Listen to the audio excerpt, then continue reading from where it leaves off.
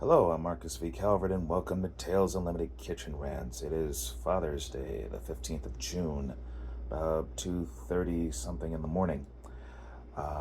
Brackets, this is the seventh one. Two stories. Number 21 is called The Last Twin. Um, Fantasy piece. It's about this king and queen who have three sets of twins, boys first, then girls, then boys. And the king started off as something of a war master, and he never really lost track of that. So he made sure that all of his kids knew how to fight. Even his little girls, he taught them like weapons best suited to them, fighting styles best suited to them. He wanted his kids to not be helpless, and he didn't want some royal retainers. No, no, no. He taught them all hard. And pound to pound, good king. They were doing fine, and then hostile empire, the Baterum, they come along and go, okay, time to be invaded. And he doesn't surrender, and the king marches his army up to these guys, and they outnumber him 5-1. But the king's fighting on home ground. He knows his soldiers are competent, he knows battle, and it turns into a bloodbath. A pure bloodbath. I mean, like 5-1, bad guys barely win, and only because there were like a few hundred survivors, and they were the ones who ran or they were wounded. And wow. Now the problem is, the bad guy has spare armies, and eventually they do beat the good kingdom's forces, and by tradition, they kill everybody in the royal line whenever they conquer a kingdom. So king's dead, queen's dead, and they go after all the twins, and it's just down to the last one, the youngest.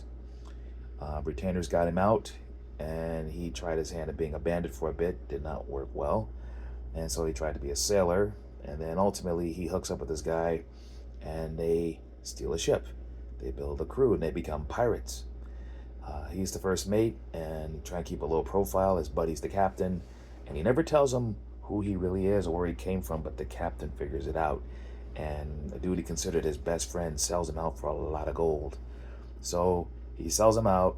The ship comes along, collects him, deals up the chests of gold, and he watches his ship and his shipmates sail away and leave him to certain death. Now, when he last saw the guy who killed his brother, uh, it was during the fall of this like capital city.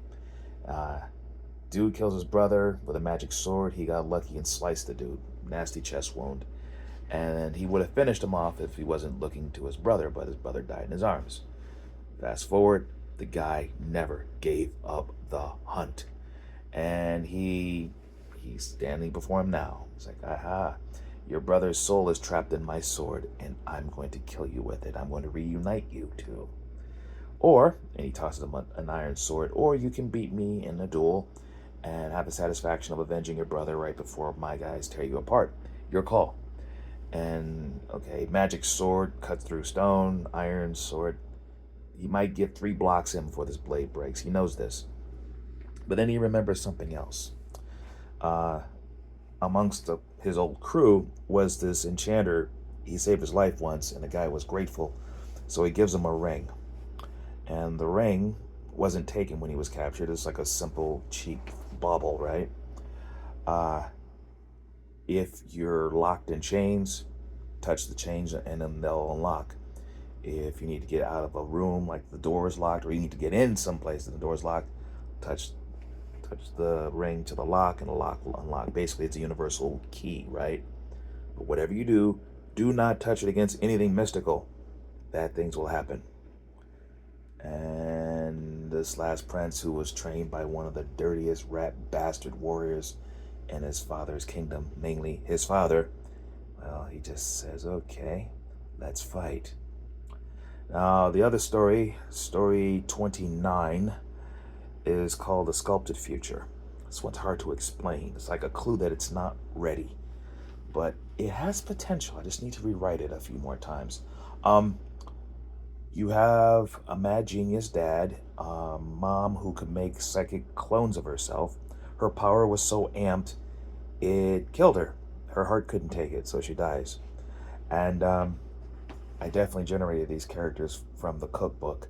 Uh, Father was just super smart, nothing special, gadgets, armors, whatever, but he never really augmented himself until some heroes blew up his escape plane after a, well, near arrest.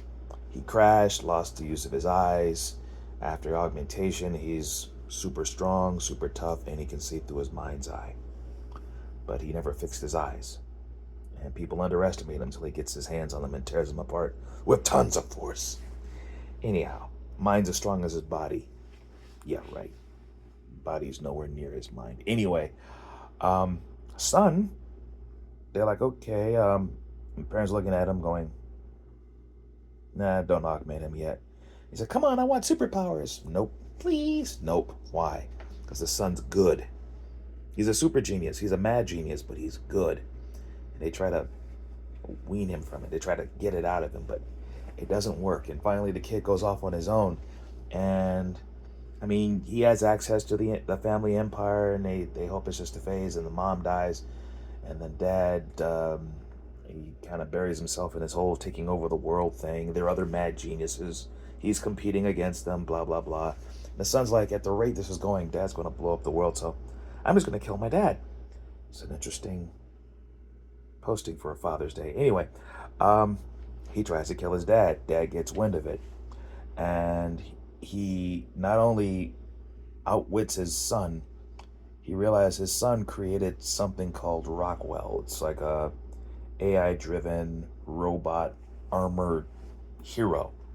And he based it on the concept of, okay, what if this AI was raised by a happy, normal, moral family and didn't see the son as a master but as a brother? So when the son got kidnapped, the AI actually rounded up heroes whom it actually inspired to get beyond their flaws and petty whatevers and actually serve the public good. I mean, he rounds up a bunch of heroes, or it rounds up a bunch of heroes, comes to save his creator, loses to dad in his superior tech and whatnot. And dad, he looks at his AI and goes, wow, I normally don't trust AIs. They always betray you, but you know what?